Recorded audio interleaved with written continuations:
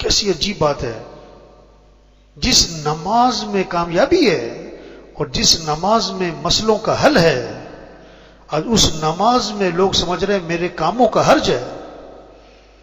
میں نماز پڑھنے جاؤں گا میرے کام کا حرج ہوگا. اوف اوف اوف اوف.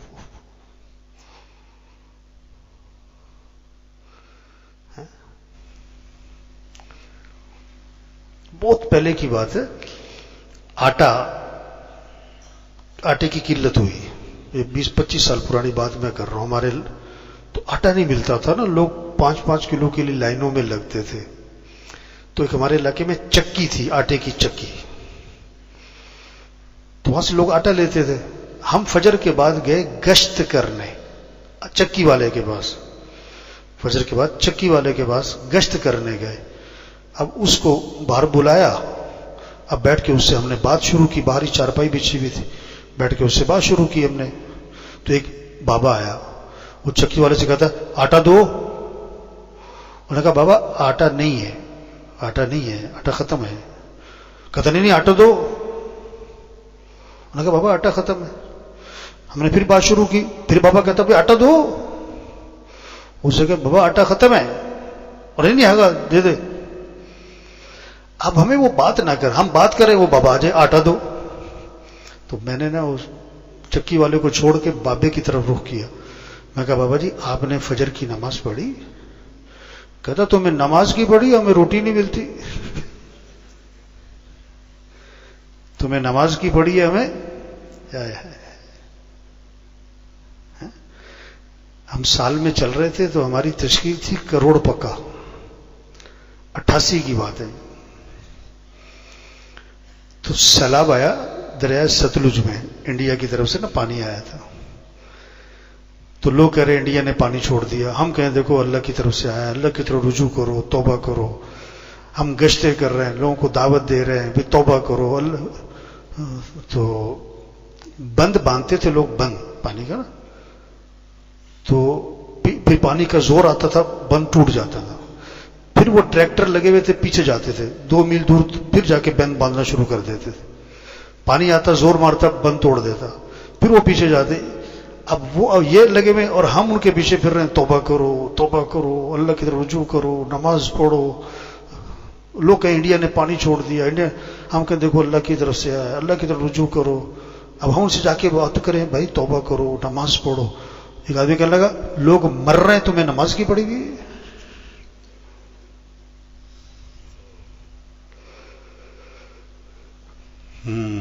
تبلیغ شفقت. او بھائی نماز پڑھو.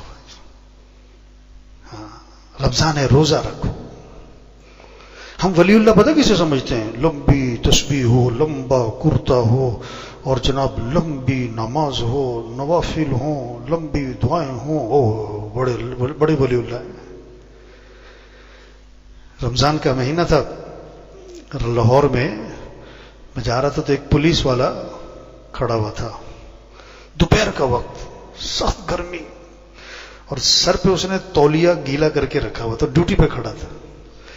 میں اس کے پاس رکا. میں نے کہا آپ نے روزہ رکھا ہوا ہے؟ کہتا ہاں جی، روزہ کبھی نہیں چھوڑا میں نے. میں نے کہا تم ولی اللہ ہو؟ یہ ہے ولی اللہ. میں کہتے جی چاہتے تیرا ہاتھ چوموں میں. اتنی سخت گرمی میں ڈیوٹی پہ روزہ رکھا ہوا ہے، منہ سرخ ہوا ہوا ہے پورا.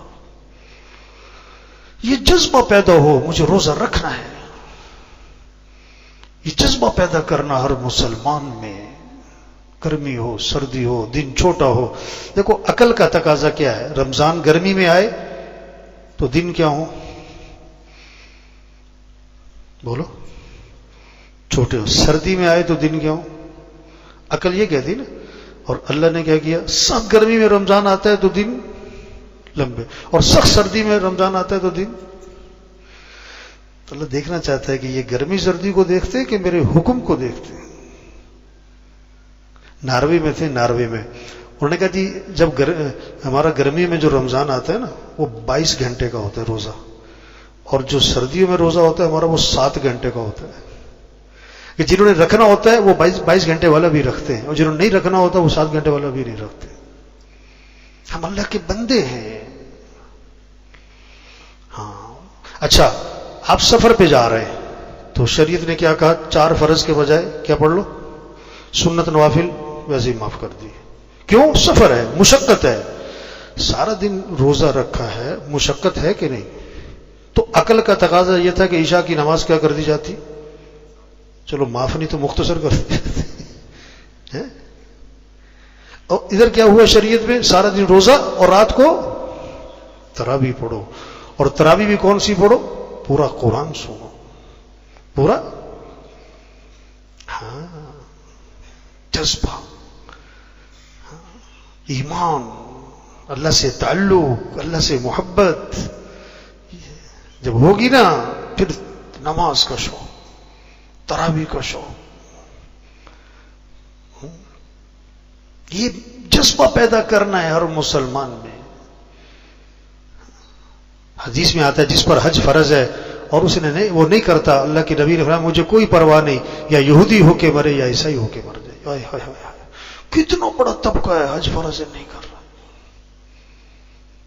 ایک نابینا ہے اور بہرا ہے اور ریل کی پٹری پہ بیٹھا ہے، کسی آنکھ والے نے دیکھ لیا اور سامنے سے ریل گاڑی آ رہی ہے، دیکھا ہے آنکھ والے نے، اور جس کی آنکھ نہیں، سننا نہیں، وہ بیٹھا ہے ریل کی پٹری کے نیچے. اب ریل کی پٹری کے اوپر، اب ریل کے نیچے کون آنے والا ہے؟ نابینا، بہرا. تو پریشان کون ہو جائے گا، دیکھنے والا یا ریل کے نیچے آنے والا؟ ہاں، اہل علم کی مثال دیکھنے والوں کی ہے، اور جن کو پتہ نہیں ان کی مثال. تو پریشان کس کو ہونا چاہیے؟ اس کے بچاؤ کی فکر کس کو کرنی ہے کہ یہ بچ جائے ریل سے.